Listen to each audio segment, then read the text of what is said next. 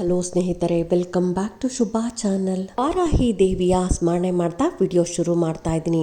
September 22ನೇ ತಾರೀಕು ಭಾನುವಾರ ಪಂಚಮಿ ಇದೆ. ಹಾಗಾಗಿ ವಾರಾಹಿ ದೇವಿಯನ್ನು ನೆನೆದು ಪಂಚಮಿಯ ದಿನ ನಾವು ರಾತ್ರಿ ಮಲಗುವ ಸಮಯದಲ್ಲಿ ನಾವು ಈ ಒಂದು ತ್ರಿಕೋನವನ್ನು ಬರೆದು ನಮ್ಮ ಆಸೆ ಏನಿರುತ್ತೆ ನೋಡಿ ಅದನ್ನು ಆ ತ್ರಿಕೋನದಲ್ಲಿ ಬರೆದು ಅಮ್ಮನ ಒಂದು ಮಂತ್ರ ಅಂದರೆ ತುಂಬಾ ಪವರ್ಫುಲ್ ಆದಂಥ ಮಂತ್ರ. ಈ ಮಂತ್ರವನ್ನು ಬರೆಯೋದ್ರಿಂದ ನಮಗೆ ಇದು 3 ಪಂಚಮಿಗಳಲ್ಲಿ ಈ ರೀತಿಯಾಗಿ ಮಾಡಬೇಕಾಗತ್ತೆ. 3 ಪಂಚಮಿಯಲ್ಲಿ ನಿಮ್ಮ ಆಸೆ ಅನ್ನೋದು ನೆರವೇರುತ್ತೆ. ವಾರಾಹಿ ದೇವಿಯನ್ನು ಪೂಜಿಸಿದ್ರೆ ಅಮ್ಮ ನಿಮ್ಮನ್ನು ರಕ್ಷಿಸ್ತಾಳೆ ಮತ್ತು ನಿಮ್ಮ ಆಸೆಗಳನ್ನೆಲ್ಲ ಪೂರೈಸ್ತಾಳೆ. ಅದರಿಂದ ನಿಮ್ಮ ಕೈಲಾದಷ್ಟು ಪೂಜೆ ಮಾಡಿ ಭಕ್ತಿ ಪೂರ್ವಕವಾಗಿ ನಮಿಸಬೇಕಾಗತ್ತೆ ಅಮ್ಮನಿಗೆ. ಅಮಾವಾಸ್ಯೆ ಹುಣ್ಣಿಮೆ ದಿನಗಳಾಗ್ಬೋದು, ಹಾಗೆಯೇ ಪಂಚಮಿ ಅಷ್ಟಮಿ ದಿನಗಳಲ್ಲಿ ತುಂಬಾ ಶಕ್ತಿ ಇರುತ್ತೆ. ಇಂತಹ ದಿನಗಳಲ್ಲಿ ನಾವು ಮಾಡುವಂತಹ ಪೂಜೆಗಳು ಹಾಕ್ಬೋದು, ಮಂತ್ರಗಳು ಹಾಕ್ಬೋದು, ತುಂಬಾ ಪವರ್ಫುಲ್ಲಾಗಿರುತ್ತೆ ಅಮ್ಮನ ಮಂತ್ರಗಳು. ಈ ಮಂತ್ರಗಳನ್ನು ಹೇಳ್ಕೊಳ್ಳೋದ್ರಿಂದ ನಮ್ಮ ಕಷ್ಟಗಳು ಅತಿ ಶೀಘ್ರವಾಗಿ ನಮ್ಮ ಕಷ್ಟಗಳೆಲ್ಲ ಕಳೀತವೆ ಅಂತಲೇ ಹೇಳ್ಬೋದು. ನಮ್ಮ ಆಸೆಗಳನ್ನು ಅಮ್ಮ ಪೂರೈಸ್ತಾರೆ ಅಂತಲೇ ಹೇಳ್ಬೋದು. ಹಾಗಾಗಿ ಇಂತಹ ದಿನಗಳಲ್ಲಿ ನಿಮ್ಮ ಕೈಲಾದಷ್ಟು ಅಮ್ಮನ ಪೂಜೆಯನ್ನು ಮಾಡ್ಕೊಳ್ಳೋದು, ಮಂತ್ರಗಳನ್ನು ಹೇಳ್ಕೊಳ್ಳೋದು ತುಂಬಾ ಒಳ್ಳೆಯದು. ವಾರಾಹಿ ಅಮ್ಮನಿಗೆ ನಾವು ಪೂಜೆ ಮಾಡಬೇಕಂದ್ರೆ ಆದಷ್ಟು ನಾವು ಬ್ರಾಹ್ಮಿ ಮುಹೂರ್ತದಲ್ಲಿ ಪೂಜೆ ಮಾಡಬೇಕಾಗತ್ತೆ. ಇಲ್ಲಾಂದರೆ ರಾತ್ರಿ ಸಮಯದಲ್ಲಿ ಪೂಜೆ ಮಾಡಬೇಕು. ರಾತ್ರಿ ಸಮಯದಲ್ಲಿ ಅಮ್ಮನಿಗೆ ತುಂಬಾ ಶಕ್ತಿ ಇರುತ್ತೆ. ಆ ಸಮಯದಲ್ಲಿ ನಾವು ಪೂಜೆ ಮಾಡಿಕೊಂಡು ಬೇಡ್ಕೊಳ್ಳೋದ್ರಿಂದ ಅತಿ ಶೀಘ್ರವಾಗಿ ನಮ್ಮ ಆಸೆಗಳು ನೆರವೇರುತ್ತೆ. ಹಾಗೆ ಅಮ್ಮನಿಗೆ ಶಕ್ತಿ ಕೂಡ ತುಂಬಾ ಇರುತ್ತೆ ರಾತ್ರಿ ಸಮಯದಲ್ಲಿ. ಅದಕ್ಕೋಸ್ಕರನೇ ಎಲ್ಲ ದೇವಸ್ಥಾನಗಳಲ್ಲೂ ನೀವು ಪಂಚಮಿ ಅಷ್ಟಮಿ ದಿನಗಳಲ್ಲಿ ಹೋದರೆ ಆದಷ್ಟು ನಿಮಗೆ ರಾತ್ರಿ 8 ಗಂಟೆ ನಂತರನೇ ಅಲ್ಲೆಲ್ಲ ಪೂಜೆ ಹಾಕ್ಬೋದು. ಅಭಿಷೇಕಗಳು ಕೂಡ ವಾರಾಹಿ ದೇವಿ ದೇವಸ್ಥಾನಗಳಲ್ಲಿ ನಡೆಯುತ್ತೆ. ಆದಷ್ಟು ಪಂಚಮಿ ಅಷ್ಟಮಿ ದಿನಗಳಲ್ಲಿ ಆಗ್ಬೋದು ಅಥವಾ ಅಮಾವಾಸ್ಯೆ ಹುಣ್ಣಿಮೆ ದಿನಗಳಲ್ಲಿ ನೀವು ದೇವಸ್ಥಾನಕ್ಕೆ ಹೋಗಬೇಕು. ಅಂದರೆ ವಾರಾಹಿ ಅಮ್ಮನ ದೇವಸ್ಥಾನಕ್ಕೆ ಹೋಗಿ ಬರೀ ದರ್ಶನ ಮಾಡಿದ್ರೇ ಸಾಕು, ನಿಮ್ಮ ಕಷ್ಟಗಳೆಲ್ಲ ಬಗೆಹರಿಯುತ್ತೆ. ಅಲ್ಲೋಗಿ ಪೂಜೆಗೆ ಕೊಡಬೇಕು, ಅಭಿಷೇಕಕ್ಕೆ ಕೊಡಬೇಕು ಅಂತ ಏನೂ ಇಲ್ಲ ಸ್ನೇಹಿತರೆ. ಹೋಗಿ ನೀವು ದರ್ಶನ ಮಾಡಿಕೊಂಡು ಅಮ್ಮ ನನ್ನ ಕಷ್ಟಗಳನ್ನೆಲ್ಲ ಬಗೆಹರಿಸಮ್ಮ ಅಂತ ಅಲ್ಲಿ ಒಂದು 5 ನಿಮಿಷಗಳ ಕಾಲ ಕೂತ್ಕೊಂಡು ನೀವು ಬೇಡಿಕೊಂಡ್ರೆ ಸಾಕು, ಅಮ್ಮ ನಿಮ್ಮ ಕಷ್ಟಗಳನ್ನೆಲ್ಲ ಬಗೆಹರಿಸ್ತಾಳೆ ಅಂತಲೇ ಹೇಳ್ಬೋದು. ಹಾಗಾಗಿ ಈ ದಿನ ನಮಗೆ ಭಾನುವಾರದ ದಿನ, ಅದರಲ್ಲೂ ನಮಗೆ ಈ ಸಾರಿ ನಮಗೆ ಭಾನುವಾರ ಪಂಚಮಿ ಬಂದಿದೆ.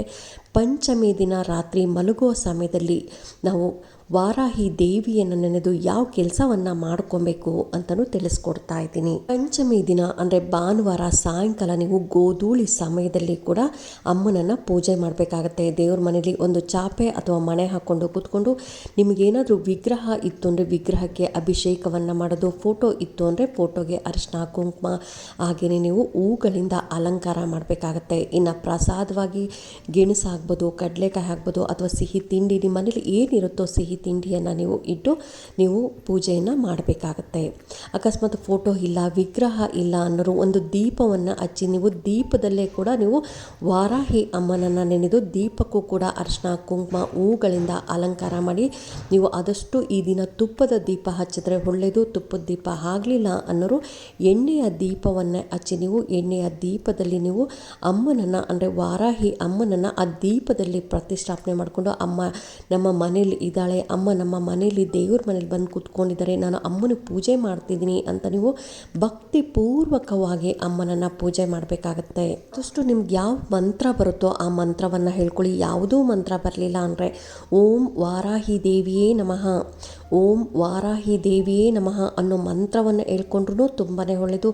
ಅಥವಾ ಯಾವುದಾದ್ರೂ ಮಂತ್ರ, ನಾನು ಎಷ್ಟೊಂದು ಮಂತ್ರಗಳನ್ನು ತಿಳಿಸ್ಕೊಟ್ಟಿರ್ತೀನಿ, ಆ ಮಂತ್ರಗಳನ್ನೆಲ್ಲ ನೀವು ಒಂದು ಬುಕ್ಕಲ್ಲಿ ಬರೆದಿಟ್ಕೊಂಡ್ರೆ ಈ ರೀತಿಯಾಗಿ ಪೂಜೆ ಮಾಡೋ ಸಮಯದಲ್ಲಿ ನಿಮಗೆ ಒಂದೊಂದೇ ವಿಡಿಯೋ ತೆಗೆದು ನೋಡೋಕ್ಕಾಗಲ್ಲ ಸ್ನೇಹಿತರೆ. ಹಾಗಾಗಿ ಆ ಬುಕ್ಕನ್ನು ತೆಗೆದು ನಿಮ್ಗೆ ಯಾವುದು ಈಸಿ ಆಗುತ್ತೆ, ಯಾವುದು ಹೇಳ್ಕೊಳ್ಳೋದಕ್ಕೆ ಈಸಿ ಆಗುತ್ತೆ ನೋಡಿ, ಆ ಮಂತ್ರಗಳನ್ನು ಎಷ್ಟು ಸಾರಿ ಆಗುತ್ತೋ ಅಷ್ಟು ಸಾರಿ ನೀವು ಈ ಮಂತ್ರಗಳನ್ನು ಹೇಳ್ಕೊಬೋದು. ಅದಕ್ಕೋಸ್ಕರನೇ ಯಾವಾಗಲೂ ಒಂದು ಬುಕ್ಕಲ್ಲಿ ಅಂದರೆ ದೇವ್ರ ಮನೆಯಲ್ಲಿ ಒಂದು ಬುಕ್ಕು ಮತ್ತು ಪೆನ್ ಯಾವಾಗಲೂ ಇರಬೇಕು.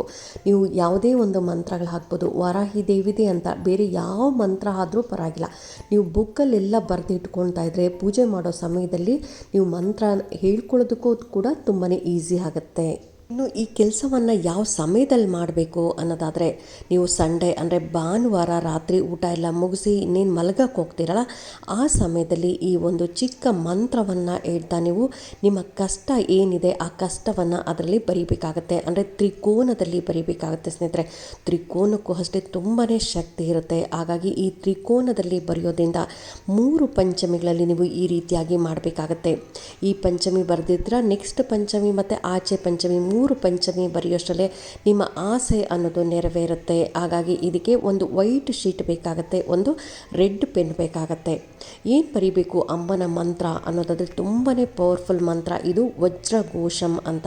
ಈ ಮಂತ್ರವನ್ನು ಆ ತ್ರಿಕೋನದಲ್ಲಿ ಬರೀಬೇಕಾಗತ್ತೆ. ರೆಡ್ ಪೆನ್ನಲ್ಲೇ ಬರೀಬೇಕು, ಅದನ್ನು ಬಿಟ್ಟು ಬೇರೆ ಯಾವ ಪೆನ್ನಲ್ಲೂ ಬರೀಬಾರ್ದು. ಇಲ್ಲಿ ಸಾಲ ತೀರಬೇಕು ಅಂತ ಬರೆದಿದ್ದೀನಿ.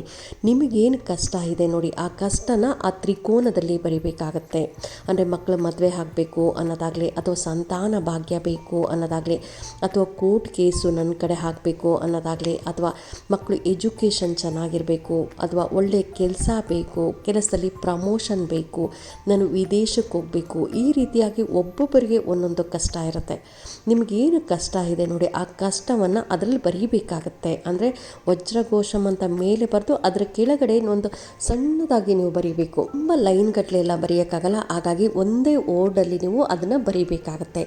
ಈ ರೀತಿಯಾಗಿ ಬರೆದಿದ್ದು ಆದಮೇಲೆ ನೀವು ವಜ್ರಘೋಷಂ ಅಂತ ನೀವು ಎಷ್ಟು ಸಾರಿ ಆಗುತ್ತೋ ಅಷ್ಟು ಸಾರಿ ಅಮ್ಮನನ್ನು ನೆನ್ಕೊಂಡು, ಅಮ್ಮ ನೀವು ಏನು ಕಷ್ಟ ಬರ್ತಿರ್ತೀರ ನೋಡಿ, ಈಗ ನನಗೆ ಮನೆ ಕಟ್ಟಬೇಕು ಅಂತ ಇರುತ್ತೆ, ನನ್ನ ಮನೆ ಕಟ್ಟಬೇಕು, ನನ್ನ ಆಸೆಯನ್ನು ಪೂರೈಸಮ್ಮ, ನನಗೆ ಮನೆ ಕಟ್ಟುವಂಥ ಅವಕಾಶಗಳು ಹೊದಿಸಮ್ಮ ಅಂತ ನೀವು ಅಮ್ಮನನ್ನು ಬೇಡ್ಕೋಬೇಕಾಗತ್ತೆ.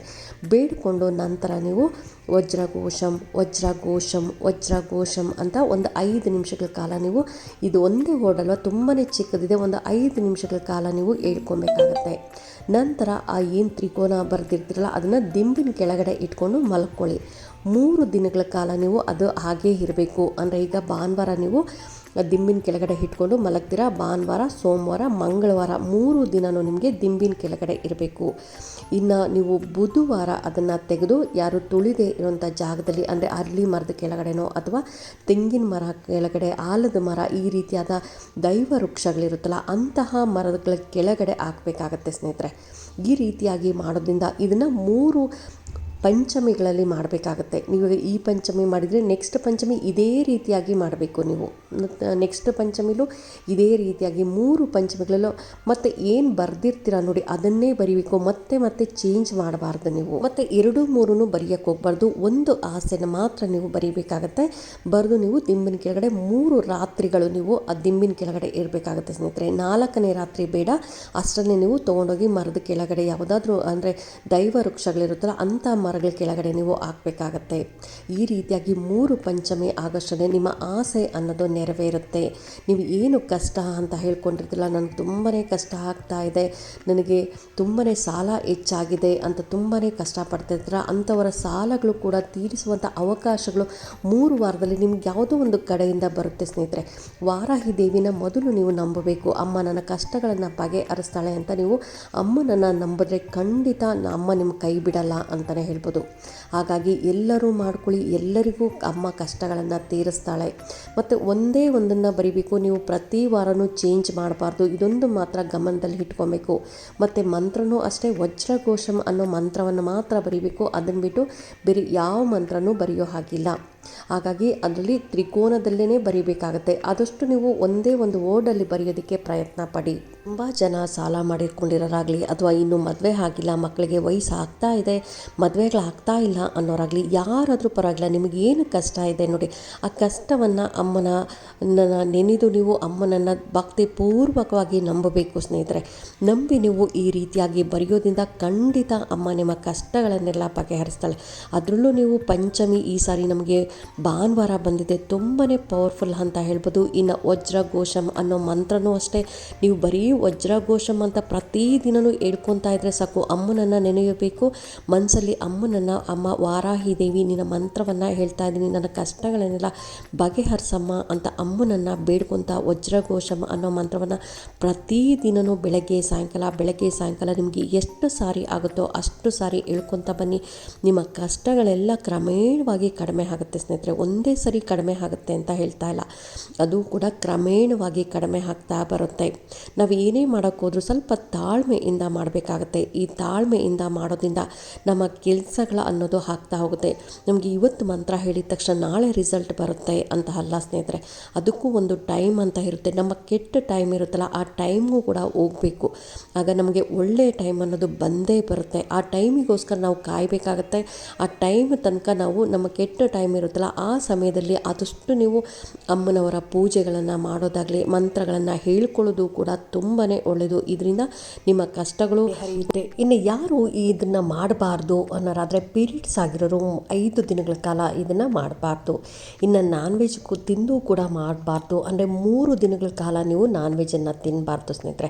ಆ ದಿಂಬಿನ ಕೆಳಗಡೆ 3 ದಿನ ಇರುತ್ತಲ್ಲ, ಆ 3 ದಿನವೂ ನಾನ್ ವೆಜ್ ತಿನ್ನಬಾರ್ದು. ಹಾಗೆಯೇ 5 ದಿನಗಳು ಮುಗಿದಿದ್ದಾದ ಮೇಲೆ ನೀವು ಇದನ್ನು ಮಾಡಬೇಕಾಗತ್ತೆ. ಇನ್ನು ಮನೇಲಿ ಯಾರು ಬೇಕಾದರೂ ಮಾಡ್ಬೋದು, ಇವರೇ ಮಾಡಬೇಕು ಅಂತ ಇಲ್ಲ, ಯಾರು ಬೇಕಾದರೂ ಮಾಡ್ಬೋದು. ಇನ್ನು ಹೊರಗಡೆ ಇದ್ದೀನಿ, ಹಾಸ್ಟೆಲಲ್ಲಿದ್ದೀನಿ, ಪಿ ಜಿಲಿದ್ದೀನಿ ಅನ್ನೋರು ಅಲ್ಲೇ ನೀವು ಮಾಡ್ಬೋದು. ಇದನ್ನೇನು ಮನೆಯಲ್ಲೇ ಮಾಡಬೇಕು ಅಂತ ಇಲ್ಲ. ಯಾವ ಜಾಗದಲ್ಲಿ ಇದ್ದೀರಾ ಅದೇ ಜಾಗದಲ್ಲಿ, ಈಗ ಹೊರಗಡೆ ಹೋಗಿದ್ದೀರಾ, ಇವತ್ತು ರಾತ್ರಿ ಅಲ್ಲೇ ಇದ್ದು ನಾಳೆ ರಾತ್ರಿ ಬರ್ತೀನಿ ಅಂತೀರಾ, ಅಂದರೆ ಪಂಚಮಿ ದಿನ ರಾತ್ರಿ ಅಲ್ಲೇ ಇದ್ದು ನೆಕ್ಸ್ಟ್ ಡೇ ಬರ್ತೀನಿ ಅನ್ನೋರು, ನೀವು ರಾತ್ರಿ ಪಂಚಮಿ ದಿನ ಬರೆದು ಅಲ್ಲೇ ದಿಂಬಿನ ಕೆಳಗಡೆ ಇಟ್ಟು ನೆಕ್ಸ್ಟ್ ಡೇ ನೀವು ಅದನ್ನು ಎತ್ಕೊಂಬಂದು ಮನೆಯಲ್ಲೂ ಕೂಡ ದಿಂಬಿನ ಕೆಳಗಡೆ ಇಟ್ಕೊಬೋದು.